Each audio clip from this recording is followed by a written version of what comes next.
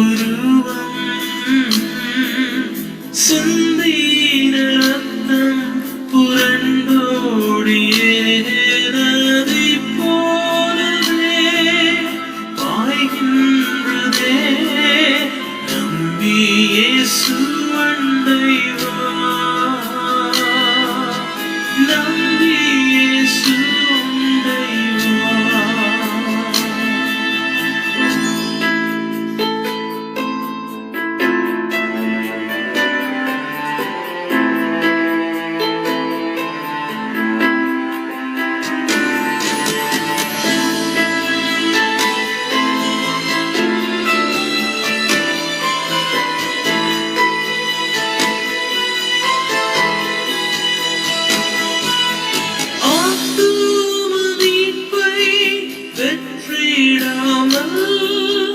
ஆத்மம் நஷ்டமடைந்தார். ஆத்தும மீட்பை பெற்றிடாமல் ஆத்மம் நஷ்டமடைந்தார்.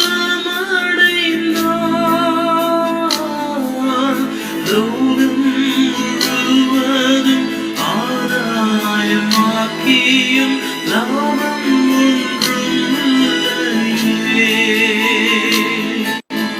லோகம் முழுவதும் ஆதாயமாக்கியும் லாபம் ஒன்றும் இல்லையே.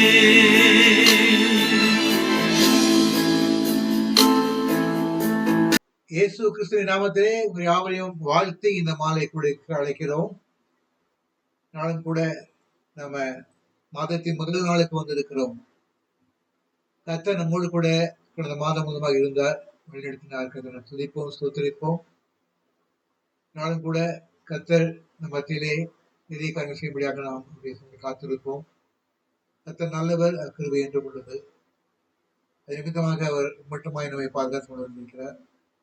நேரத்துக்காக நாம் ஆயத்தமாகும்படியாக ஒரு விஷயம் கூட நம்மை தாழ்த்தி கர்த்தருடைய சமூகத்திலே ஜெபிப்போம். கிருபையின் தேவனே, உங்க தாவை ஸ்தோத்திரிக்கிறோம் ராஜா. நன்மையான மாலை வேளையிலே ஒரு சிறு குழுவாக நாங்கள் இணைந்து உடைய பிரச்சனைக்கு வந்திருக்கிறோம். அப்பா தேவனே, நாங்கள் உண்மை ஆராதிக்கும்படி வந்திருக்கிறோம், நீ தொழுது கொள்ளும்படி வந்திருக்கிறோம், வசனங்களை ஆராய்ந்து பார்க்கும்படியாக வந்திருக்கிறோம், பலருக்காக ஜெபிக்கும்படியாக வந்திருக்கிறோம். நாட்டிற்காக, உலக நாடுகளுக்காக, மக்களின் தேவைகளுக்காக, உறவுக்காக ஒருவர் ஜெபிக்கும்படி வந்திருக்கிறோம். வந்திருக்கிற எங்களை ஒரு விஷயக்கூட ஆயத்தப்படுத்தணும். நாங்கள் இந்த ஊழியத்திற்கு தகுதியேற்றவர்கள். தேவாக மனமிருங்கி ஆண்டவரை எங்களை பரிசுத்தப்படுத்தணும். ஒரு விஷயம் கூட எங்களை கழுவி சுத்திகரிக்கும்படி சொல்லிக்கிறோம். எம்மட்டும் நாங்கள் செய்த பாவங்களை, மீறுதல்களை, அக்கிரமங்கள் எல்லாவற்றையும் தேவாக மன்னிக்கும்படி செபிக்கிறோம். கழுவி சுத்திகரிக்கும்படி செபிக்கிறோம். இந்த பரிசுத்த கரத்துல எங்களை பார்த்து அர்ப்பணிக்கிறோம். அப்பா, பொறுப்பெடுத்துக் கொள்ளும். எங்களை பாவங்கள் செவ்வேறு இருந்தாலும் கூட உங்களுடைய ரத்தத்தால் கழுவப்படும் பொழுது இந்த உறைந்த மழை போல் வெண்மையாக என்று பார்க்கிறாங்க. அப்படி வெண்மையாகும்படி ஆன கிருபை தந்து பரிசுத்த மனம் உள்ளவர்களாக நம்மளுடைய ஆராதனை செய்யவும் நாமத்தை மகிமைப்படுத்தும் கத்த கிருபை தாரும் சுவாமி. ரோடு கூட இடப்படி ஜெபிக்கும். அப்பா, ஆசீர்வதியும் வழிநடத்தும் காத்துக்கொள்ளும். நான் கூட செய்து கொள்ளும் வந்திருக்கிற சகோதரியை அபிநடப்பி ஆண்டவரே, நான் எந்த செய்தி கேட்க வேண்டும் சொல்லி கத்த திட்டமிட்டு நியமித்து வைத்தீரோ அந்த செய்தியை மகள் கொடுக்கும்படியாக ஆவியானவர் கடத்தில் அர்ப்பணிக்கிறோம். நீர் பொறுப்பெடுத்துக் கொள்ளும். ஆவியோட சாமி மகளோடு கூட பேசுகிறாங்க, மகள் மூலமாக பேசுகிறாங்க. செய்திகளை திறந்து கொடுத்துள்ளோம். எப்பாத்தா என்று ஜெபிக்கிறோம். இயேசு நாமத்திலே செவிகள் திறந்திருப்பதாக, மற்ற வார்த்தையை கேட்பதாக என்று ஜெபிக்கிறோம். அப்பா, எங்களோடு கூட பேசும், நாங்கள் கேட்கிறோம். கத்தாவே, நாளில் ஜெபிக்கும் ஜெபத்திற்கு ஜெபிக்கும். அப்பா, கர்த்தர் வாரப்படுத்தி ஜெபத்தை வைத்திருக்கிறோம் சுவாமி. வர தமது மக்களை கத்த சீக்கிரமாக அழைத்துக் கொண்டு வாரம். அப்பா, வந்தவர்கள் எல்லோரும் ஆண்டவரை ஒன்று மனதோடு கூட ஜெபிக்கத்தக்கதாக ஒவ்வொரு ஜெப குறிப்பு குறித்தும் பாரத்தை தாரும் சுவாமி. இருக்கிறது மாத்திரமல்ல, ஜெபத்திலே பங்கு பெறும் மக்களுக்கு அதே பாரத்தை குறித்து கௌரவ ஆண்டவரை பாரத்தோடு ஜெபிக்கும்படியாகவும் அந்த ஜெபத்தின் நிமித்தமாக நாங்கள் கர்த்தருடைய நாமத்தை மகிமைப்படுத்தும்படியாகவும் அவருடைய கரத்தை அசைக்கும்படியாகவும் ஜெபிக்கிறோம் கர்த்தாவே. நாங்கள் ஆண்டவரே பற்பல ஊழியர்கள் நிமித்தமாகவும் உள்ளதவர்கள் சில இடங்களிலே நாங்கள் கடந்து செல்ல வேண்டிய நிமித்தமாகவோ ஒருவேளை நேரடியாக இந்த இணைப்பிலே இணைய முடியாவிட்டாலும் கூட 1 மணி நேரமாவது உங்களுடைய சமூகத்தை காத்திருப்பது நல்லதை நடந்து கொண்டவர்களாக இவந்த பாரத்தோடு கூட வந்து இணையவும் இணைந்து ஜெபிக்கவும் கர்த்தர் கிருபை தாரும் சுவாமி. உங்களுடைய இணைப்புக்கு எந்த தடையும் இல்லாதபடி கர்த்தர் பொறுப்பெடுத்துக் கொள்ளும். இன்டர்நெட் மூலமாகவோ உங்களுடைய மொபைல் மூலமாகவோ கரண்ட் மூலமாகவோ எந்த வித தடையும் வராத கர்த்தர் பொறுப்பெடுத்துக் கொண்டு நாங்கள் சரியான விதத்திலே இந்த ஊழியத்தை நடத்தி கிருபை சுவாமி. விசேஷமாக நாங்கள் இந்த மாதத்தின் கடைசிக்கு வந்திருக்கிறோம். இந்த மாதம் முழுதுமாக கர்த்தரோடு கூட இருந்து வழிநடத்தினீர். பல ஆபத்துகளை எங்களை விடுவித்தீர்.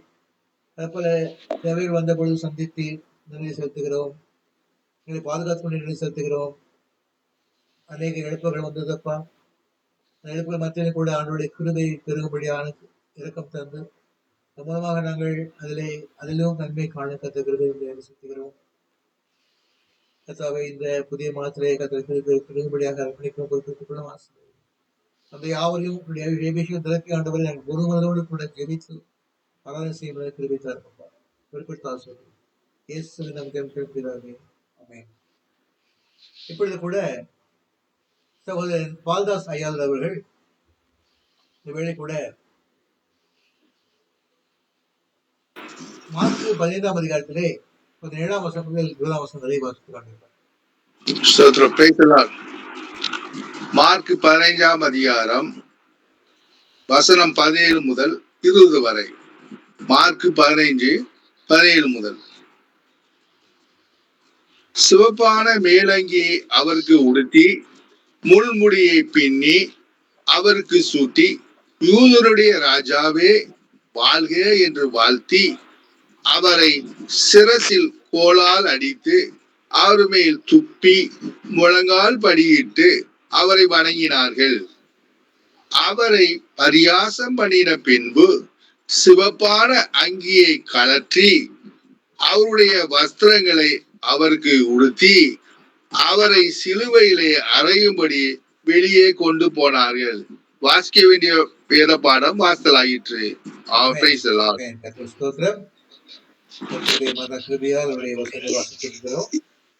கூட நாம ஒரு விஷயம் கூட முள்மூடி குறித்து நாம் முள்மூடி நோகுதோ தேவனே என்ற பாடலை சகோதரி மேரிசன் அவர்கள் பாடுவார்.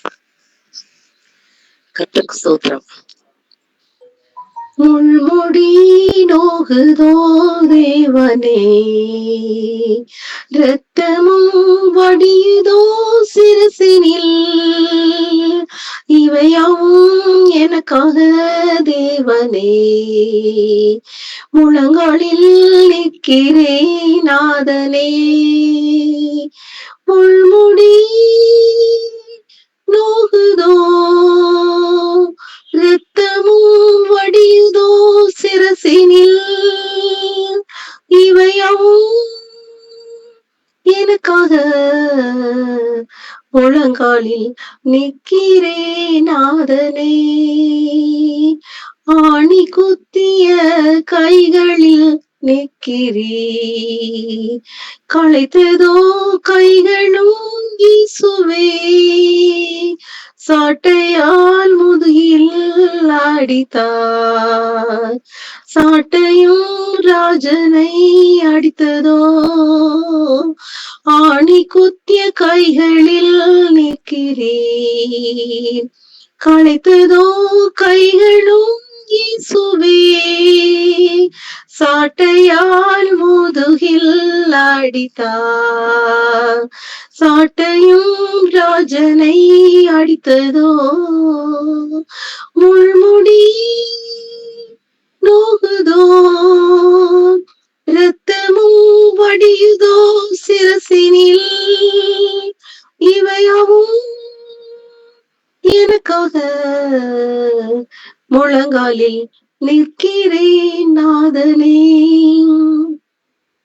தாகத்துக்கு காடியா தந்தனர், தண்ணீரை படைத்தவர் நீரன்றோ, தண்ணீரும் கண்களில் கொட்டுதோ, துடைப்பவர் யாரெங்கும் இல்லையோ, தாகத்துக்கு காடியா தந்தனர், தண்ணீரை படைத்தவர் நீரன்றோ, தண்ணீரும் கண்களில் கொட்டுதோ, துடைப்பவர் யாரெங்கும் இல்லையோ, முள்முடி நோகுதோ, இரத்தமும் வடியுதோ சிரசினில், இவையாவும் எனக்காக முழங்காலில்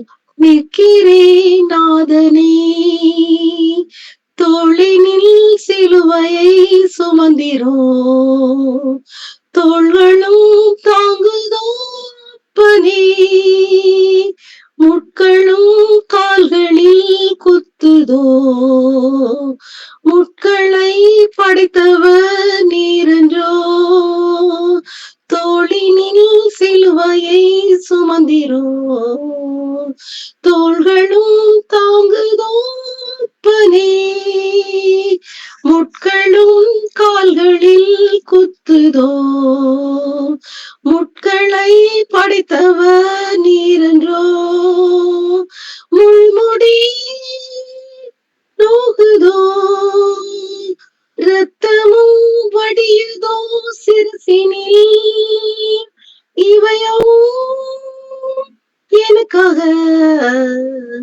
முழங்காலில் நிற்கிறேன் நாதனே.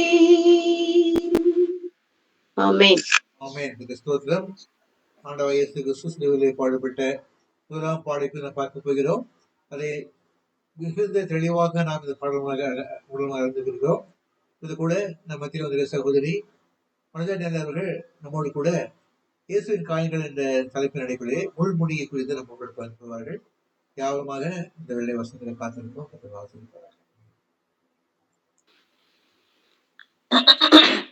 ஒரு சிறிய ஜெபத்திற்கு பின்பு நாம் செய்திக்குள் செல்லலாம். ஸ்தோத்திரப்பா, நன்றியோடு உண்மை துதிக்கிறோம், ஸ்தோத்திரிக்கிறோம். இந்த அருமையான நாளிலும் கூட ஆண்டவரே ஒரு சிறு கூட்டமாக நீர் எங்களை சேர்த்த தயவுக்காய் உமக்கு நன்றி. விசேஷமாக இந்த நாட்களிலே ஆண்டவரே உங்களுடைய 50 காயங்களையும் நாங்கள் தியானிக்க செல்கிறோம். அதன் முதலாவதாக ஆண்டவரே உங்களுடைய தலையிலே பட்ட அந்த காயத்தை, அந்த முள்முடியினால் ஏற்பட்ட காயத்தையும் அது சிரசினால் அடிக்கும் பொழுது நீர் எவ்வளவு ஆண்டவரே உமக்கு அது எவ்வளவு நோவெடுத்திருக்கும் என்பதையும் நாங்கள் ஆராய்ந்து பார்ப்பதற்காகவும் அது எங்களுக்கு எதை போதிக்கிறது என்பதை நாங்கள் கொஞ்ச நேரம் தியானிக்க நாங்கள் கூடியுள்ளோம். எங்களோடு கூட ஆண்டவரே நீர் பேச வேண்டுமா ஜெபிக்கணும் ராஜா. அடிமையை முழுவதுமாக மறைத்து நீர் செய்தியை ஆண்டவரே மக்களோடு கூட பகிர்ந்து கொள்ள வேண்டும் என்று ஜெபிக்கிறோம். எக்காலத்திலே ஆண்டவரே என்னையும் எங்களையும் தாழ்த்தி தருகிறோம், எங்களோடு பேசு. அப்படியே நீர் பேச போகிற தயவுக்காக எனக்கு ஸ்தோத்திரம். உடைய ஆண்டவரை பொன்னான கரத்திலே எங்களை யாவரையும் நாங்கள் தாழ்த்தி தருகிறோம், எங்களோடு பேசு. நீங்க அப்படியே பேசுகிறோம். ஸ்தோத்திரம், துதி, கனம், மகிமை எல்லாவற்றையும் நீர் எடுத்துக்கொள்ளும். இயேசு கிறிஸ்துவின் இனி நாம் பேர் வேண்டிக் கொள்ளும் நல்ல பிதாவே, ஆமென்.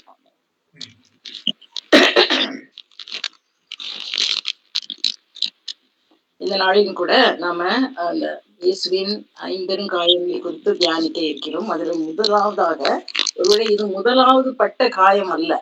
அவருக்கு அதுக்கு முன்பாகவே அவரை பிலாத்து இடத்திலே கொண்டு போய் பிலாத்துவும் பிரதான ஆசாரியர், மூப்பர், சங்கத்தாரி அவரும் கூடி பலவிதமான கேள்விகளால் அவரை நெருக்கி அவர் வாயை திறவாமல் அமர்ந்து எல்லாவற்றையும் பொறுமையோடு சகிப்ப அந்த காரியங்களை எல்லாம் பார்க்கிறோம். அதற்கு பின்பதாக அவர் போர்ச்சியவர்கள் கையிலே ஒப்பு கொடுக்கப்படுகிறார். அப்பொழுது ஏற்பட்ட காயம்தான் இந்த முள்முடி காயம். சிரசு, அவருடைய சிரசிலே அடிக்கப்பட்ட நிமித்தமாக அந்த முள்முடி எவ்வளவாக அவரை அடித்து அவருடைய தலையின் மீது காயத்தை ஏற்படுத்தி அது நிமித்தமாக அவர் நொந்து போயிருக்க வேண்டும் சொல்லி நம்ம முதலாவது ஆராயப்படுகிறோம். அவருடைய காயங்களிலே முதல் காயம் என்று பார்த்தால் பிலாத்து அடித்தது நிமித்தமாக அவருடைய முதுகு அடிபட்ட ஒரு ஆ- ஆழமாக உழப்பட்ட நிலம் போல என்று சொல்லி வர்ணிக்கப்படுகிறது வேதத்துல.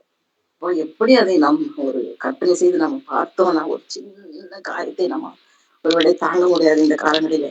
ஆனா அவர் உருவ குத்தப்படுகிறார் என்று சொல்லி ஒரு வேதவசனம் சொல்லுகிறது. இப்படியாக ஆழமாக உழப்பட்ட நிலம் போல அவருடைய முதுகு மாறிட்டு என்று சொல்லி ஒரு வேதவசனம் சொல்லுகிறது. இப்படி பல இடத்திலும் பலவிதமாக தீர்க்கதரிசிகளால் அவர் எத்தனையோ வருடங்களுக்கு முன்பதாக வர்ணிக்கப்பட்டார். இப்படிப்பட்ட காரியங்கள்ல நம்ம முதல்ல ஆராய போகிறது இந்த முள்முடி காயம். அதுக்கு முன்பதாக ஒரு சிறு காரியத்தை நம்ம அந்த முள்முடி காயம் எப்படி அவருக்கு வருகிறது என்று சொல்லி ஆராயும் பொழுது அவர் அந்த சிரசால் அடிக்கப்படுகிறது நிமித்தமாக வருகிறது என்று சொல்லி வேதத்துல பார்க்கிறோம். இதை நம்ம வேத பாடத்திலே மார்க்ல பார்த்தோம், வாசிக்கப்பட்ட பாடம்.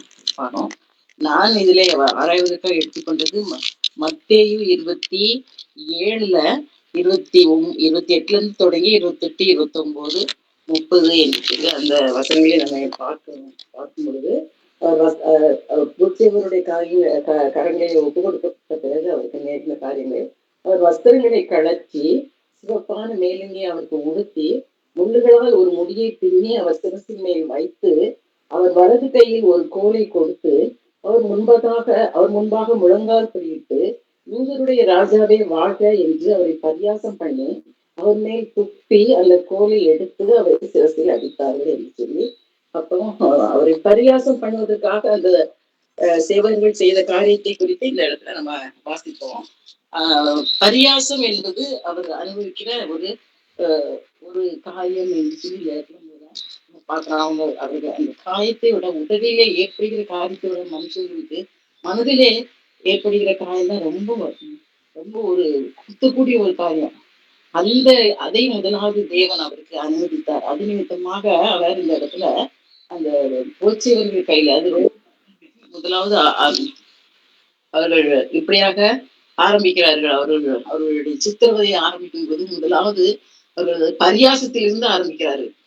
அதாவது இந்த எப்படி யூதாஸ் காரியத்துக்குள்ளாக இந்த பிசாசானவன் புகுந்து அவரை காட்டி கொடுக்க, அதே போல ஒவ்வொரு காரியமாக பிசாசானவன் செய்யும் பொழுது இப்பொழுது ரோம போர்ச்சியவர்களுக்கு மனதிற்குள்ளாக அவன் புகுந்திருக்க வேண்டும். அதனால்தான் அவர் இப்படியாக ஒரு ஹியூமிலியேஷன் சொல்லுவாங்க, அதாவது பரியாசம்.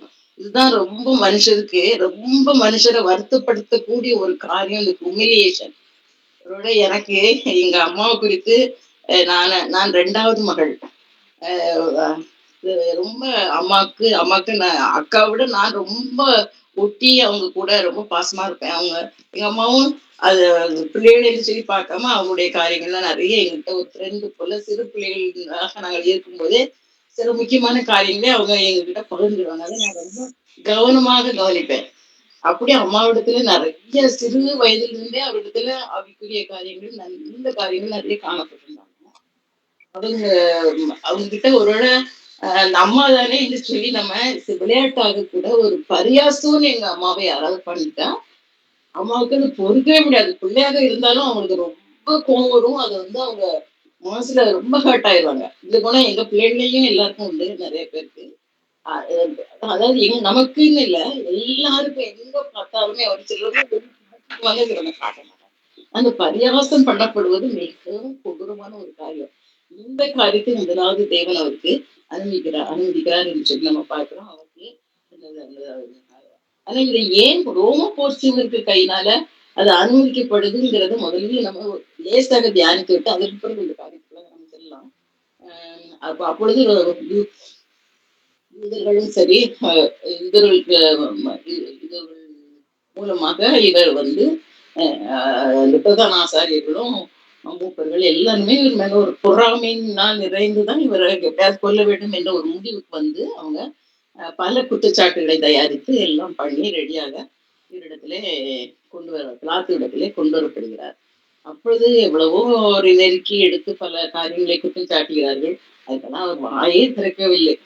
இந்த குறிப்பிட்ட காரியங்கள் தன்னை குறித்து தேவையற்ற காரியங்களை பொய்யான குற்றச்சாட்டுகளை சொல்லும் பொழுது அது அவரை சிறிதளவும் பாதிக்கவில்லை. ஏனென்றால் அவர் முந்திய நாள் இரவிலேயே தேவனிடத்தில் அமர்ந்து அவர் அதற்கு தனக்கு பலன் வாங்கி கொண்டார். இந்த பாத்திரம் என்னை நீங்க கூடுமானால் நீங்கட்டும் என்று சொல்லி அவர் தன்னை அர்ப்பணித்து பார்த்தார். ஆனால் இல்லை இதற்காக தேர்ந்தெடுக்கப்பட்ட பாத்திரம் நீதான் என்று சொல்லி அவர் தேய்க்கப்பட்ட பிறகு தன்னை ஒப்பு கொடுத்த பிறகு அவர் எல்லாவற்றுக்கும் தயாராகிவிட்டார்.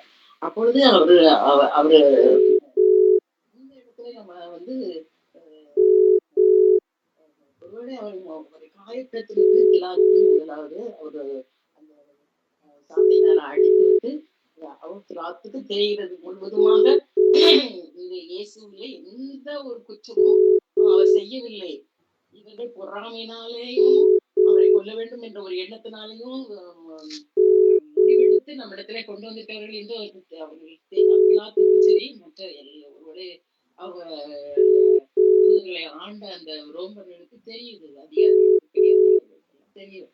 ஆனாலும் அவர் ஒப்பு கொடுக்கப்பட வேண்டிய ஒரு நிலையில ஏன் இருக்கிறார் என்றால் அவரை தண்டிப்பதற்கு யூதர்களுக்கு அதிகாரம், அவரை கொல்வதற்கு யூதர்களுக்கு அதிகாரம் கிடையாது. ஏனென்றால் அவர்கள் ஆளுகை செய்யவில்லை, ரோமர்கள் தான் அவர்களை அதனால ரோமர்களுக்கும் ரோம போர்ச்சைவர்களுக்கு தான் அந்த அந்த ரைட் இல்லாட்டி அந்த அந்த அதிகாரம், அந்த உரிமை உள்ளது. வேற வழியே இல்லாம பிலாத்து அவருடைய அந்த கையை கழுவி விட்டு இதற்கு நான் எந்த வகையிலும் பொறுப்பு கிடையாது என்று சொல்லி கழுவி ஒப்பு கொடுத்துட்டு போயிட்டார். அவருடைய மனைவி பார்த்தார்கள், ஒன்றுமே இதற்காக இதை தேவன் அனுமதிக்கிறார். ரோமர்கள் மூலமாக இந்த சித்திரவதை ஆரம்பிக்கப்பட வேண்டும் என்று சொல்லி இதற்காக அனுமதிக்கிறார் என்று சொல்லி பார்க்கும்போது இவர் ரோமர் தான் அப்போ கிட்டத்தட்ட எல்லாரும் ஆண்டு வராங்க. அப்போ உலகமே ரோமருடைய கையில் இருக்கிறது போல இருக்கிறது என்று சொல்லி நான் பார்த்துருக்கேன். கிட்டத்தட்ட அதான் உண்மை. அப்ப இந்த ரோமர்களால் அவர் தண்டிக்கப்படுகிறார். அப்ப ரோமர்கள் தண்டிக்கப்படும் பொழுது ரோம போர் செய்வர்கள் அதன் விதமாக தங்களுடைய காரியங்களை ஆரம்பிக்கிறார்கள். இதெல்லாம் அவர்கள் வந்து அந்த முதலாவது அவங்க அந்த சிமிலேஷன் என்று சொல்லி அவமானப்படுத்த ஆரம்பிக்கிறார்கள். இந்த அவமானத்தை அவர்கள் செய்வதற்காக பல காரியங்கள் நம்ம இந்த மத்தேயு 27:29-30-31 பார்க்கலாம். என்னெல்லாம் செய்தார். இது கர்த்தரை வெகுவாக பார்த்துருக்க வேணும். அதனால நம்ம கூட நம்ம வாசிக்கணும் அந்த காலங்கள்ல. இப்படி இதை நம்ம வாசிக்கும் பொழுது இயேசு கிறிஸ்துவே இந்த அவமானத்தை தாங்கினார் என்றால் ஒருவேளை நமக்கு இப்படிப்பட்ட இயேசுவின் நிமித்தமாக இயேசுக்காக பாடுகளை அனுபவிக்கிறது நிமித்தமாக சில நேரங்களிலே இயேசுக்காக சில காரியங்களை பொறுத்துக் கொள்ள வேண்டிய ஒரு சூழ்நிலை இருக்கும் பொழுது நம்ம வந்து அவமானப்படுத்தப்படுகிறோம். எல்லாவற்றையும் தேவையற்ற குற்றச்சாட்டுகள் வரலாம், அதை கூட நம்ம இக்னோர் பண்ணிடுவோம். ஆனா அவமானப்படுத்தப்படும் பொழுது தாங்க முடியாது. நிறைய ஊழியக்காரங்க என்கிட்ட இதை ஷேர் பண்ணியிருக்காங்க. அவமானம் தான் நமக்கு தாங்க முடியாது. வந்து சரீரத்திலே அவர்கள் ஏதாவது செய்யும் பொழுது நம்ம கர்த்தருக்காக அதை ஒருவேளை சந்தோஷமாக தாங்கிக் கொள்ளலாம். இப்படிப்பட்ட அவமானத்தை இயேசு முதலாவது அந்த அவமானத்துலதான் அவங்க வந்து அவருக்கு உடுத்தப்பட்ட அங்கி வந்து அந்த சோல்ஜர்ஸ் தங்களிடத்துல கழுத்து போட்ட ஒரு பழைய அங்கே அவருடைய ஆடையை களைந்து விட்டு அவங்க தன்னுடைய ஒரு கேவலமான ஒரு அங்கியை தூக்கி போட்டு அவருடைய ஒரு இந்த முழுமுடியை பண்ணி அவர் தலையில வைத்து விட்டு ஒரு கோல் என்று சொல்லி அவருடைய காலத்துல ஒன்றை கொடுத்து அவர் ராஜாவே வாழ்க என்று சொல்லி அவரை பொய்யாய் வாழ்த்தி இப்படியாக பரியாசப்படுத்தப்படுகிறார். பரியாசப்படுத்தி முடித்து விட்டு அவர் சிரசிலே அதை அந்த முழுமுடி பதியத்தக்கதாக அவர் கரத்திலிருந்து அந்த கோயிலையே வாங்கிதான் அவங்க என்ன செய்திருக்கணும், அந்த முழுமுடிய அடித்திருக்கணும். சிரஸ்ல அடிக்கப்படுறது அடுத்த ஒரு அவமானம். பொதுவாக இப்ப யாருமே நம்ம வந்து ஃப்ரெண்ட்ஸாக இருந்தாலும் இல்லாவிட்டால் சின்ன பசங்க கூட விளையாடும் பொழுது ஒருவருக்கு ஒருவர் அடித்து விளையாடும் பொழுது தலையிலே அடித்தாலும் அவங்களுக்கு கொஞ்சம் அவமரியாதையாக அது தெரியும். எனக்கு கொஞ்சம் கோபம் வரும். அதை நீங்க நம்ம கூட நம்ம அனுபவத்திலையும் பார்க்கலாம். நம்ம சிறு பிள்ளைகள் விளையாடும் பொழுது கூட நம்ம கவனிச்சு பார்த்தா ஏன் என் தலையில அடிச்ச அப்படின்னு சொல்லிட்டு அவங்களுக்கு உடனே கோபம் வரும். இந்த தலையை பிடிச்சது தள்ளுறது, இப்படிப்பட்ட அவமானம் முதலாவது தேவன் இயேசுக்கு அனுமதிக்கிறார். அதனால அந்த தேவன் அனுமதிக்காம அவருக்கு இந்த பாடல் வரவில்லை. அதனால இந்த முதலாவது இந்த சிரசினால அவருக்கு அடித்து சிரசினால அவங்க அடித்த அந்த முல்லை இறக்குகிறார்கள். அதுக்கு பதில் அந்த சரீர உபாதை ஆரம்பிக்கிறது. மிகவும் கொடூரமான ஒரு காரியம். அவங்க இந்த சிரசினால அந்த குவலால சிரசை அடிக்கிறது. எவ்வளவு ஒரு அவமானமாக அவருக்கு இருந்திருக்கும் பாருங்க. இந்த ரோம போர்ச்சவர்களால பாதிக்கப்பட்ட அவமானப்படுத்தப்பட்டு ஆஹ் பரியாசம் பண்ணப்பட்டு அதற்கு பிறகு அஹ், ஏன் இப்படி ரோம போர்ச்சவர்கள் அதுதான் நமக்கு இப்ப முக்கியமான காரியம். அப்ப ரோமர் தான் இப்ப உலகத்தையே ஆண்டவர்கள் போல அவங்க இருக்காங்க. இந்த வேளையிலே யூதர்களாலோ அவருடைய சொந்த ஜனங்களாலோ அவர் முதலாவது அந்த பரியாசம் அவருக்கு ஆரம்பிக்கப்படவில்லை. இந்த ரோமர் மக்களால் ரோம போர்ச்சவர்களால் ஆரம்பிக்கிறது என்றால் அதற்கு காரணம் அவர் உலக ரட்சகர் என்று சொல்லி அவரை நிரூபிப்பதற்காக தேவன் இதை அனுமதிக்கிறார். அதனால ரோமர் மூலமாக இந்த காரியங்கள் வரும்பொழுது இப்போ உலகமே அவரை பரிகசிக்கிறது, உலகமே அவரை தண்டிக்கிறது என்று சொல்லி பார்க்கலாம். அதனால அப்போ உலகத்துக்காக அவர் இந்த இடத்துல சிலுவையில தொங்கி இந்த அவமானத்தை எல்லாம் அவர் தாங்க அனுமதிக்கப்படுகிறார். ஆகையினாலேதான் இந்த ரோம போர்ச்சவர்களால அவர் சிரசுனால அடிக்கப்பட்டார். இந்த சிரசுனால அடிக்கப்படுறது அந்த முதலாவது அவருக்கு ஏற்பட்ட ஒரு ஆழமான காயம். முதலாவது என்று சொல்ல முடியாது. அதுக்கு முன்பதாக முதுகிலே பிலாத்து அடிக்கும் பொழுது அவர் ஒரு கடூரமான ஒரு காரியம். அதை குறித்து சொல்லுவோம். ஒருவேளை அதை யார் அவங்க சொல்லலாம். அதை அப்படியே பிய்த்து கொண்டு வரோம் சொல்லி அதனாலதான் அவருடைய முதுகு முழப்பட்ட நிலைமை. இந்த இடத்துல அவங்க சிரச ஒரு கோலால வச்சு அடிக்கும் பொழுது அந்த முள்ளு வந்து ஒரு பயங்கரமான ஒரு முள் உள்ள ஒரு ஒரு முள்ளாக பின்னிருக்காங்க. அது அப்படியே இறங்கிருக்கும். அப்படி இறங்கும் பொழுது அங்க எத்தனை முட்கள் என்று சொல்லி நம்ம சொல்ல முடியாது. அப்படியே ரத்தங்கள் ரத்தம் அவருடைய உடல் முழுவதும் அது பீட்டு பாய்ந்து அவருடைய அங்கி கூட எல்லாவற்றையும் அப்படி ரத்தத்தினாலே அவர் மூடப்பட்டிருக்கணும். அவ்வளவு ரத்தம் அந்த தலையில அவருக்கு வடிந்திருக்க வேண்டும். அதைத்தான் நம்ம பார்த்தோம். அதனால இந்த சிறப்புனால முதலாவது அவருக்கு ஏற்பட்ட அந்த அவமானம், அடுத்தது அந்த காயங்கள் ஏற்பட்ட காயம். இந்த 2 காரியத்துக்கு பிறகு நம்ம கொஞ்சம் முட்களை பற்றி நம்ம தியானித்து விட்டு நம்ம தியானத்தை முடிக்கலாம். முட்களினால் ஏற்பட்ட இந்த காயம் என்று சொல்லி பார்க்கும்போது ஒரு சின்ன முள்ளு, அதாவது நம்ம சரீரத்துல அந்த முள்ளு முதல்ல எப்படி வந்தது? இது ஒரு சாபமாக வந்தது உலகத்துக்குள்ளாக. இந்த ஆண்டவர் முதலாவதாக தேவன் வந்து நியாயம் தீர்க்கும் பொழுது, அதாவது ஏவாள் செய்த அந்த பாவத்துக்காக அவங்க 3 பேர் அந்த இடத்துல நியாய தீர்ப்புக்காக நிற்கிறார்கள். அப்போ அதுல 4வது நபராக குற்றச்சாட்டப்படுவது பூமி. குற்றம் சாட்டப்படவில்லை, தண்டிக்கப்படுவது என்று சொல்லி பார்க்கலாம், இல்லாட்டி சபிக்கப்படுவது. அப்ப இந்த பூமியானதே ஆண்டவர் சபிக்கிறார். ஆதாம், ஏவாள், சர்ப்பம், இந்த 3 பேர் தான் அதுல இன்வால்வ் ஆனவங்க. பூமி எந்த வகையில இன்வால்வ் ஆகல. ஆனா பூமியில இருந்துதான் அந்த பூமியில் இருந்த அந்த மண்ணினாலே இந்த மனிதன் செய்யப்பட்டதுனால அந்த பூமியும் அதுல சபிக்கப்படுது என்று சொல்லி பார்க்கிறோம். அப்போ பூமியை சபிக்கும் பொழுதுதான் இந்த முள் என்ற வார்த்தை வேதத்துல முதலாவது வருகிறது. பூமியை எப்படி சபிக்கிறார்? நீ முள்ளையும் குறுக்கையும் அது பிறப்பிக்கும் உனக்கு. அது மனிதனுக்குத்தான் இன்டைரக்டாக சாபம்.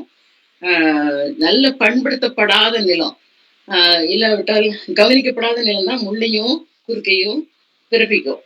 அந்த சாபம் பூமிக்கு கொடுக்கப்பட்டது. ஆனா அது ஒருவேளை அது மறைமுகமாக அது மனிதன் அனுபவிக்கிற ஒரு சாபம் தான். அதனாலே 4 பேர் இந்த இடத்துல தண்டிக்கப்படும் பொழுது இந்த பூமிக்கு கொடுக்கப்பட்ட சாபத்தில் இந்த முள் வருகிறது என்று சொல்லி பார்க்கலாம். முள் வந்து எவ்வளவு கொடூரமானது என்று சொல்லி நம்ம பார்க்கும் பொழுது ஒரே ஒரு முள் சரீரத்தில் குத்தினா நம்ம அதை தாங்க முடியாது. எத்தனையோ முள் அவருடைய சிரசில். எதற்காக இந்த சிரசிலே முள் என்று சொல்லி பார்க்கும் பொழுது நம்முடைய எல்லா விதமான பாவங்களும் அங்கிருந்து தான் ஆரம்பிக்கிறது. அதாவது ஏவாளே அந்த பாவத்தை முதலாவது செய்ததுக்கு காரணம் அவருடைய மாம்சீகமான ஒரு சிந்தை தான். பல விதத்துல அவ ஒரு திருப்தியற்று, கர்த்தர் எவ்வளவோ நல்ல நல்ல காரியங்கள் எல்லாம் கொடுத்திருந்தோம், அவள் ஒரு திருப்தி இல்லாத உள்ளத்தோடு கூட அவள் இருந்திருக்கணும்.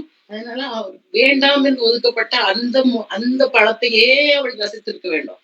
அந்த காரியங்களையே அவள் திரும்பமாக அது மேலேயே அவளுக்கு இச்சை போயிட்டே இருந்திருப்பாங்க. அதனாலதான் அவள் அதை சாப்பிட வேண்டியது, தானும் சாப்பிட்டு தன்னுடைய கணவனுக்கு அதை மறைத்து அவர் கணவனையும் சாப்பிட வைத்து இப்படியாக சர்ப்பத்தினால் அவள் வஞ்சிக்கப்பட்டதற்கு அவள் தன்னை அனுமதித்த காரியம் அவளுக்கு ஏற்கனவே இருதயத்தில் உண்டான அந்த இச்சையை சொல்லி நம்ம பார்க்கலாம்.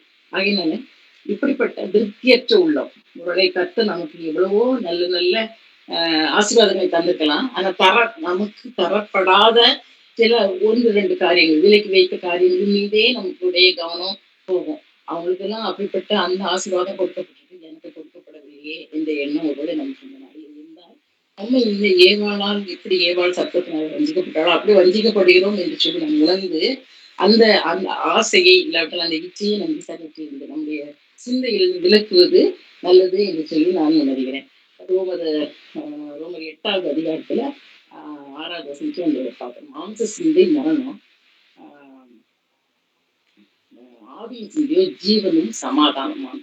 அப்படின்னால இப்படிப்பட்ட மாம்ச சிந்தைக்கு முதலாவது நம்மளுக்கு நம்முடைய இதயத்திலே இடம் கொடுக்கும் பொழுது இது பலவிதமான பாவங்களை நாம் செய்வதற்கு அது தூண்டும். அது ஆண்டவரை நம்மை விட்டு ஒருவேளை தூரப்படுத்தும். அப்படிப்பட்ட காரியங்களை செய்யக்கூடியது ஒரு சிந்தை. எப்படிப்பட்ட சிந்தை? மாம்ச சிந்தை. ஆகையினால இது செய்யக்கூடிய பாவங்களை எல்லாம் நம்ம இப்ப ஆராய்ச்சினா அதுக்கு நேரமே இல்லை. ஆகையினால நம்ம பல விதமான நம்மளே நம்ம ஆராய்ந்து பார்த்தோம் என்றால் பல விதமான பாவங்களை நாம் செய்வதற்கு காரணம் இந்த மாம்ச சிந்தை தான் என்று சொல்லி நம்ம பார்க்கிறோம். இதற்காக முதலாவது அநேக பாவங்களுக்கு காரணம் ஊற்றாக இருப்பது முதல் காரணமாக அமைவது இந்த மாம்ச சிந்தை. அதனால அந்த சிந்தை வருகிற அந்த இடத்திலே அவர் முதலாவது நொறுக்கப்படுகிறார்கள். அந்த வரிசையிலே இதை நாம் முதல் அதாவது ஒரு முக்கியமான காயம், முதலீடு அந்த 50 காயங்களிலே மிகவும் முக்கியமான காலம் என்று சொல்லி நம்ம இதை எடுத்துக்கொள்ளலாம். ஆகையினால அவர் இப்படிப்பட்ட ஒரு காயத்தை ஏற்றுக்கொள்ள முடியாத ஒரு நிலைமையாக இருக்கிறார். ஆனா யோவான் 3:16 சொல்லுது, தேவன் தம்முடைய ஒரே பேரான விசுவாசிக்கிறவன் எவனோ அவன் கெட்டு போகாமல் நித்திய ஜீவனை அடையும்படிக்கு அவரை தந்தருளி இவ்வளவா உலகத்தில் அன்பு கூர்ந்தார். அது தேவன் நம் மீது வைத்த அன்பின் நிமித்தமாக தம்முடைய ஒரே குமாரனை இவ்வளவாக நொறுக்கப்படுவதற்கு அவர் அனுமதித்தார். இப்படியாக இந்த சிரசிலே அவர் துப்பி குட்டப்பட்டு அடித்து இதெல்லாம் போக கடைசியிலே அவர் அந்த அந்த முன்முடியை வைத்து அவர்கள் அப்படியே அந்த சிரசினால் அதை அமுக்கும் பொழுது அங்க வந்த அந்த வேதனையும் அந்த அங்கிருந்து சிந்தப்பட்ட அந்த ரத்தமும் என்னுடைய அநேக பாவங்களை அநேக பாவங்களை அநேக பாவங்களை ஒருவேளை கழுவுவதற்கு இது பயன்படுகிறது.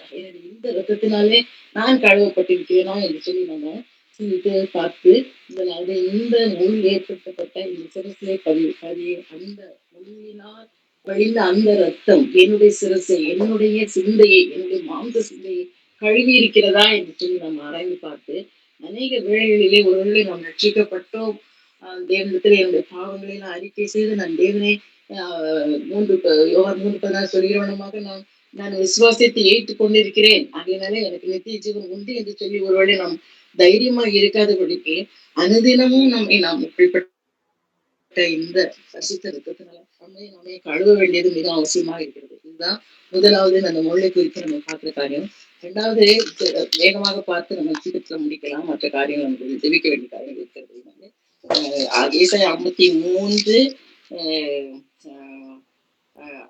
5வது நம்முடைய மீறுதல்கள் நிமித்தமும் நம்முடைய அக்கிரமங்கள் நிமித்தமும் அவர் நொறுக்கப்பட்டத திரும்ப திரும்ப அவரு நம்ம நினைவு கூர்ந்து இப்படியாக அவர் எவ்வளவாக என்னுடைய பாவத்தை தன்னுடைய ரத்தத்தினாலே கழுவுவதற்கு எவ்வளவாக அவர் இப்படியாக நொறுக்கப்பட்டார், இப்படியாக என்னுடைய மீறுதலுக்காக அவர் அந்த இடத்திலே நான் தண்டிக்கப்பட வேண்டிய இடத்திலே அவர் எவ்வளவாக நொறுக்கப்பட்டார். அது இன்றைக்கோ ஒரு நாள் நடந்த சம்பவம் தான். ஆனா வருஷம் நமக்கு அதை நினைவு கூறுவதற்காகத்தான் இப்படிப்பட்ட சந்தர்ப்பங்கள் நமக்கு கொடுக்கப்படுகிறது. அதனாலே நம்ம கூட ஒவ்வொரு வருடமும் இதை நம்ம நினைத்து நம்ம திரும்ப திரும்ப நாமே பரிசப்படுத்துவது ஒரு அவசியமான ஒரு காரியம்.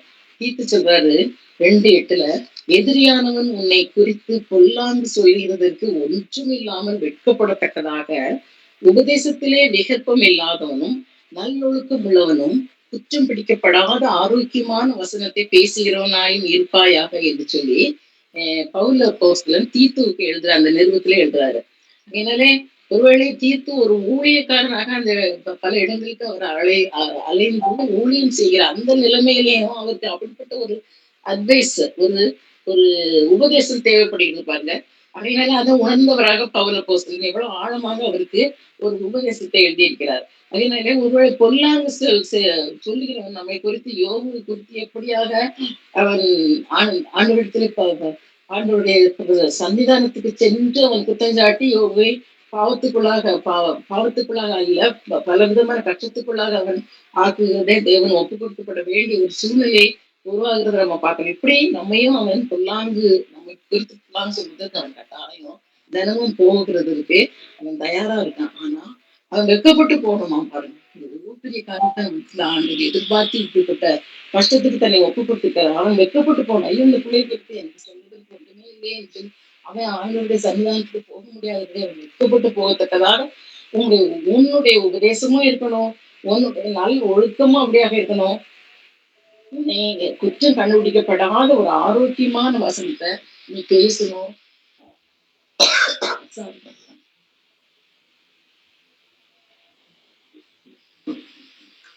அதனால உன்னுடைய வாயிலிருந்து ஒருவரை ஊழியம் செய்கிற நமக்கு குறித்து ஆண்டவர் எதிர்பார்க்கிற இந்த காரியத்தை தீர்த்து மூலமாக தீர்த்துகள் நிருபத்துல பவுலப்போஸ்தலன் இது அவர் தீர்த்துக்கு மாத்திரமல்ல நமக்கும் சொல்லுகிறார் என்று சொல்லி இந்த வசனத்தை நன்றாக தியானித்து அன்பினமும் நம்மை குற்றப்படுத்தாதபடிக்கு பிசாசானவன் நம்மை குற்றப்படுத்த ஏது இருக்காதபடிக்கு நாம் நடந்து வருவது மிக அவசியமாக இருக்கிறது. அதனால இந்த முன்மொழியை இந்த ஒரு நோக்கத்துக்காக ஆண்டவர் ஏற்றுக்கொண்டார். நாமும் பயன்படுத்திக் கொள்வார். இப்படியாக இந்த முட்கள் அதோடைய தன்மை என்னன்னு பார்த்தா, முட்கள் சீக்கிரம் எரியும், சீக்கிரம் ஆகி போகும். முள்ள எதுக்காக அந்த காலங்கள்ல விறகு அடுப்பு எரிக்கிறவங்க அந்த முள்ள தூக்கி உள்ள வச்சாங்கன்னா ஒருவேளை அந்த தீ அதை சீக்கிரமா பற்றி கொண்டு நல்ல பிரகாசமா எரியும். ஆனா கொஞ்ச நேரத்துக்குள்ள அணைந்துரும். அப்படிப்பட்ட ஒரு தன்மையுடையது இந்த முள்ளு. அதனால இந்த முள்ளுடைய தன்மை நமக்கு இருந்தாலும் நம்முடைய பக்தியும் இப்படித்தான் இருக்குன்னு சொல்லி அதை உணர்த்துறதுக்காக சங்கீத புஸ்தகங்கள்ல இதெல்லாம் நம்ம பார்க்கிறோம். அப்போ இப்படிப்பட்ட மக்களை குறித்து 118வது சங்கீதத்துல பேலியாளின் மக்கள் என்று சொல்லி தாவீது வர்ணிக்கிறார். ஒருவேளை ஊழியம் செய்யலாம் நாம, இல்லாட்ட கர்த்தரை ஏற்றுக்கொண்டிருக்கலாம், பலவிதமான காரியங்களை நம்ம கர்த்தருக்காக தியாகம் கூட செய்யலாம். ஆனா இப்படிப்பட்ட தன்மை நம்மிடத்துல இருக்குமா? நாங்க ஒருவேளை வேலியாளின் மக்கள் என்று சொல்லி அழைக்கப்படும் ஒரு தன்மையை நம்மளும் பெற்றுவிடுறோம். ஏன்னாலே ஒருவேளை வேறு ஆண்டவரை ஏற்றுக்கொள்ளாத பிள்ளைகளோ இல்லாவிட்டால் இன்னும் ஆண்டவரை குறித்து அறியாத பிள்ளைகளிடத்துல இந்த தன்மை காணப்பட்டா அது பெரிய காரியம் அல்ல. நான் நம்மிடத்துல ஒருவேளை இப்படிப்பட்ட என்னுடைய பக்தி இப்படி காலையில பூத்து சாயங்காலம் மடியக்கூடிய ஒரு பூவை போன்று இருக்கிறதா, ஆனா இல்லாவிட்டால் நிறைத்து நிற்கக்கூடிய ஒரு பக்தியாக இருக்கிறதா என்று சொல்லி நம்மை குறித்து ஆராய்ந்து அவரோட அப்படிப்பட்ட பக்தியை குறித்து முட்கள் என்று சொல்லப்பட்டிருக்குது வேதம். அதனால இப்படிப்பட்ட முட்களாக நாமும் இருக்கக்கூடாது என்று சொல்லி நம்மை ஆராய்ந்து பார்க்கலாம். அடுத்தது மார்க் 4:7 ஆண்டவர் சீஷர்களுக்கு மட்டுமல்ல எல்லா மக்களும் அவரை அடிக்கடி நெருக்கி அவருடைய உபதேசத்தை கேட்க அவளாய் வருகிறார்கள். அந்த நேரத்துல அவர் சொன்ன ஒரு உவமை இப்படி விதையை விதைக்க ஒரு மனிதன் புறப்படுகிறான், ஒரு சில விதை அப்படின்னு எல்லாம் சொல்லிட்டு அதுலயும் நீங்க வாசித்து பார்த்தீங்கன்னா மார்க் 4:7 சில விதை முள்ளுள்ள இடங்களில் விழுந்தது, முள் வளர்ந்து அது பலன் கொடாதபடி அதை நெருக்கி போட்டது. இதை பற்றிய விளக்கத்தை சீஷர்களுக்கு இது விளங்கல. அங்க அம்மா அப்பாவி சீஷர்கள். அதனால அவர் அது ஊமையாக சொல்லும் பொழுது ஒருவேளை மற்றவர்கள் கூட புரிஞ்சுக்கலாம்.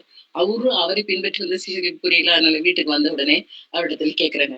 அப்போ ஆண்டவர் ஒன்னொன்றையா விளக்கத்தை சொல்லி முள்ள குறித்து சொல்லும் போது என்ன சொல்றாரு, வசனத்தை கேட்டும் உலக கவலைகளும் ஐஸ்வர்யத்தின் மயக்கம் மற்றவைகளை பற்றி உண்டாகிற இச்சைகள் உட்பிரவேசித்து வசனத்தை நெருக்கி போட அதனால் பலனற்று போகிறார்கள் என்று சொல்லி அந்த வசனம் சொல்றது. அதனால அது மார்க் 4:18 வசனத்துல அந்த விளக்கத்தை நீங்க மார்க் 4வது சாப்டர்ல தொடங்குது. ஆண்டவர் சொல்றாங்க உண்மை. இதை நம்ம எடுத்து நல்ல விளக்கமா பார்த்தா இந்த முள்ளை குறித்து அவர் சொன்ன அந்த கம்பாரிசன்ல நான் வரலாம். அதனால ஒருவேளை என்னுடைய பக்தியும் இப்படிப்பட்ட ஒரு பக்தியாக இருக்கிறதா, அதாவது நான் ஏற்றுக்கொள்றேன். வசனம் சொல்லப்பட பொழுது நான் சந்தோஷமாக அதை ஏற்றுக்கொள்கிறேன்.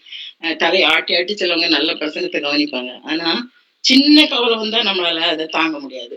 அதனால அப்படிப்பட்ட உலக கவலை எல்லாருக்கும் உண்டு. உலகத்தில் உங்களுக்கு உபத்திரம் உண்டு என்று சொல்றாரு. அதனால நமக்கும் வீட்டுக்கு சேரும் பொழுது பிள்ளைகள் நிமித்தமாகவோ கணவன் நிமித்தமாகவோ உறவினர் நிமித்தமாகவோ பக்கத்து வீட்டுக்கார ஏதாவது ஒரு கவலை நமக்கு வரலாம். ஆனா அந்த கவலை நமக்கு தாங்க முடியாது. அந்த அந்த அந்த நம்ம ஒருவேளை ஆலயத்துல வைத்து கேட்கும் பொழுது இருந்த அந்த சமாதானமும் அந்த ஜீவனும் நம்ம சரீரத்தை விட்டு நம்முடைய ஆத்மா விட்டு போயிட்டு நம்ம ரொம்ப உலகத்தின் பிள்ளைகளாக மாறிவிடுகிறோம். அதனால என்ன ஆகுது, உலக கவலைகள் சில நேரத்துல ஐஸ்வர்யத்தின் மயக்கம். ஒருவேளை கர்த்தர் உன்னை ஆசீர்வதித்தது நிமித்தமாக உன்னை உன்னை நன்றாக அவர் உன்னை உன்னுடைய பக்தி நிமித்தமாகவோ இல்லாவிட்டால் உண்மையில் உள்ள பிரியத்தின் நிமித்தமாகவோ அவர் உன்னை நன்றாக ஆசீர்வதிக்கலாம். உன் பிள்ளைகளுக்கு நல்ல படிப்பை கொடுத்திருக்கலாம், நல்ல வேலைகளை கொடுத்திருக்கலாம், நல்ல செல்வத்தை கொடுத்திருக்கலாம், உனக்கும் எல்லா விதமான நிறைவையும் அவர் கொடுத்திருக்கலாம். எல்லாம் உனக்கு இருக்கு மற்றவர்களை பற்றி. ஆனா அப்படி அந்த ஐஸ்வர்யத்தின் மயக்கம் உன்னுடைய ஆத்மாவில் இருக்கிறதா? அவர் தந்த அந்த ஐஸ்வர்யத்தின் நிமித்தமாக, அவர் தந்த அந்த ஆசீர்வாதங்கள் நிமித்தமாக அதை குறித்து ஒரு மயக்கம் என்னிடத்துல இருக்கிறதா? அந்த மயக்கம் என்ன செய்யுமா? மற்றவர்களை பற்றி உண்டாகிற இச்சைகள் உட்பிரவேசிக்கும் சொல்லி பாட்டுருக்கு பாருங்க. அதை குறித்த மயக்கம் உன் இதயத்துல என்ன? அதனாலதான் சொல்றது ஐஸ்வர்யம் உனக்கு தேவைதான்.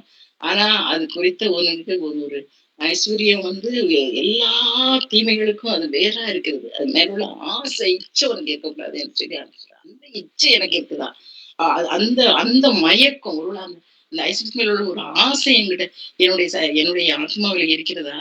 அது என்று சொல்லி நம்ம தியானித்து பார்க்கணும். ஒரு ஐஸ்வர்யம் எனக்கு தேவைதான், ஆண்டவர் எனக்கு தேவை என்று சொல்லி அதுதான் எனக்கு தந்திருக்கிறாரு என்று சொல்லி அதன் மீது ஒரு பற்றையோ ஒரு ஆசையோ ஒரு இச்சையோ உனக்கு இல்லாமல் இருந்தால் அதுதான் அநேக பாவங்களை உனக்குள்ளாக பிரவேசிக்க முடியாதபடிக்கு அது செய்யும். அத அநேக ஒருவேளை அப்படிப்பட்ட மயக்கம் எனக்குள்ளாக அதை குறித்த மயக்கம் எனக்கு இருக்கிறதா என்று சொல்லி நம்மை குறித்து நம்ம ஆராய்ந்து பார்க்கணும். இதற்காகத்தான் இந்த முட்களை பற்றி நமக்கு முதல் காயமாக நம்ம தியானிக்கிறோம். ரோமர் 8:6 சொல்லுது, மாம்ச சிந்தை மரணம், ஆவியின் சிந்தையோ ஜீவனும் சமாதானம். ஆகையினால என்னுடைய ஆத்மாவிலே எப்பொழுதும் இந்த ஜீவனும் சமாதானமும் இருக்கிறதா?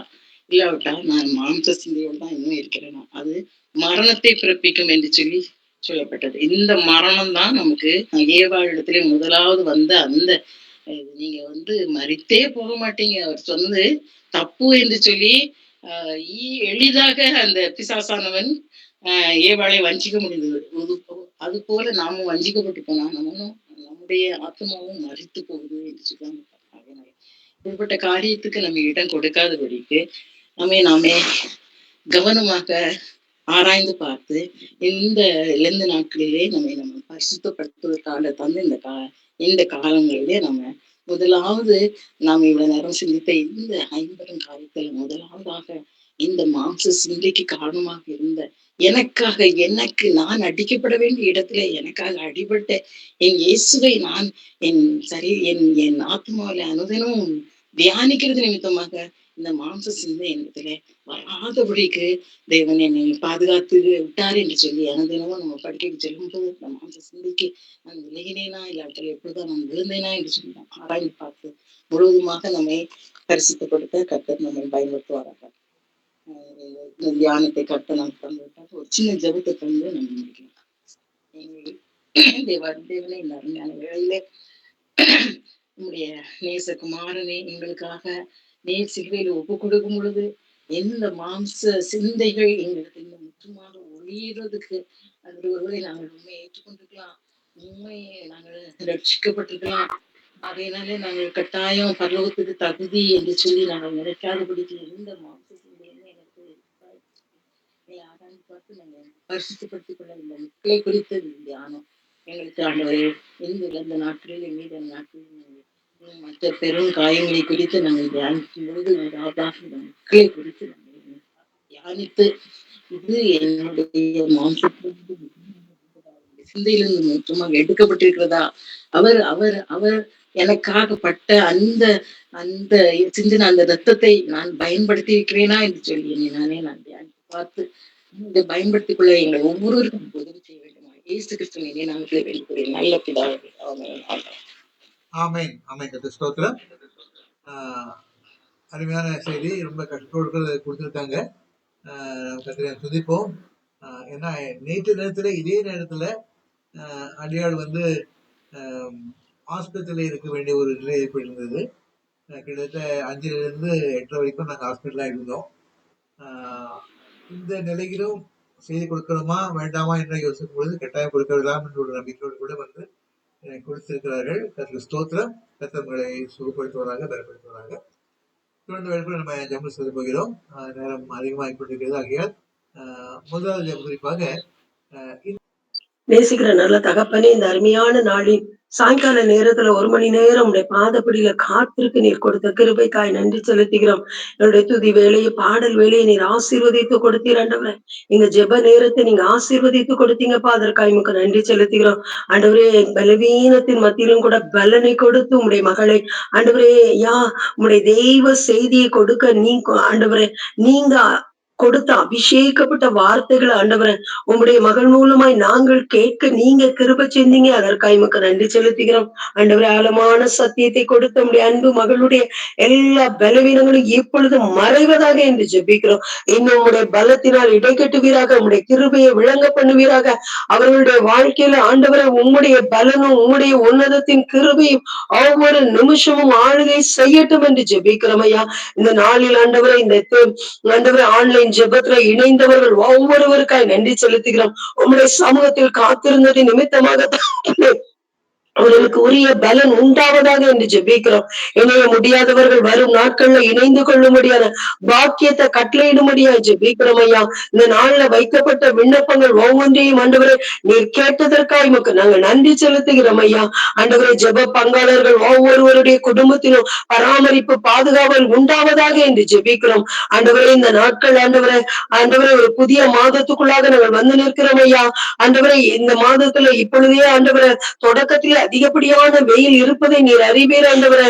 ஆண்டவரே, ஜனங்கள் ஒவ்வொருவருக்கும் பாதுகாப்பு உண்டாகும்படியாக ஒரு நல்ல சுகத்தை ஜனங்கள் அனுபவிக்கும்படியாக ஆண்டவரே எங்களுடைய குரூப்ல ஒவ்வொருவருக்கும் ஆண்டவரே இந்த வெப்பத்தினால் வருகிற எந்த தாக்கமும் அவர்களை தாக்காதபடிக்கு ஒரு பாதுகாப்பு உண்டாகும்படியாக ஆண்டவரே என்னுடைய கரத்துல ஒப்பு கொடுக்கிறோம் ஐயா.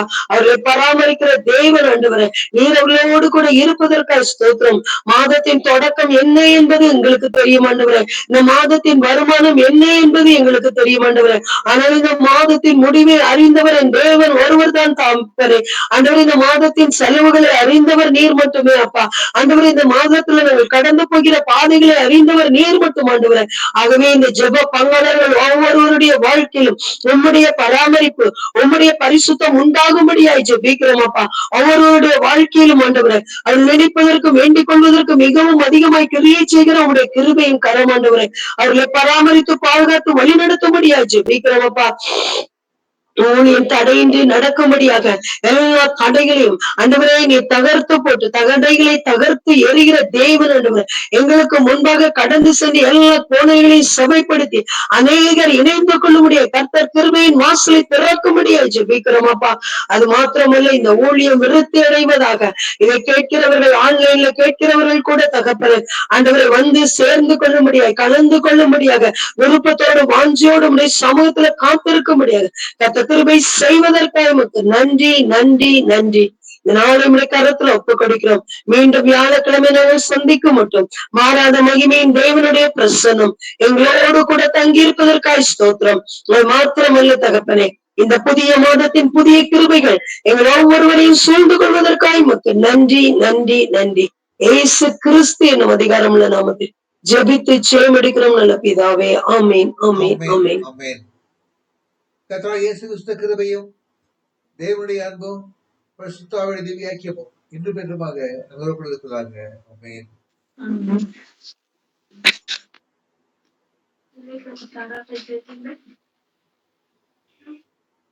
என் ஆத்துமாவே கர்த்தரை ஸ்தோத்திரி, என் முழு முழுமே அவன் பரிசுத்த நாமத்தை ஸ்தோத்திரி.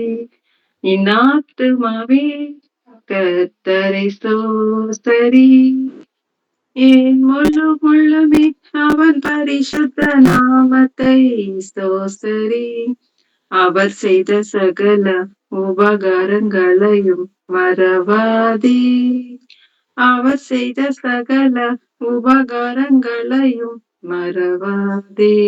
என் ஆத்துமாவே கர்த்தரை ஸ்தோத்திரி, என் முழு முழுமே அவன் பரிசுத்த நாமத்தை ஸ்தோத்திரி ஸ்தோத்திரி.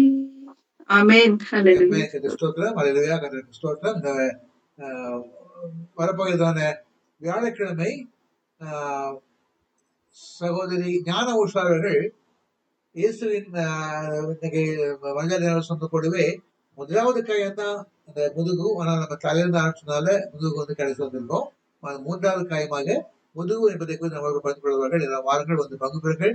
யாருமே இணைந்து கத்தை சோதரிவோம், கனப்படுத்துவோம். வந்து யாவுக்கும் நன்றி. கத்தோட ஆசீர்வதிப்பார்கள். தேடாதே நிம்மதி நீழப்பாய்.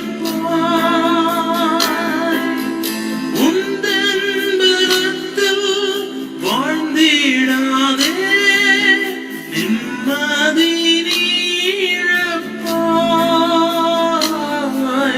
கர்த்தர் தஞ்சம் என்று நீ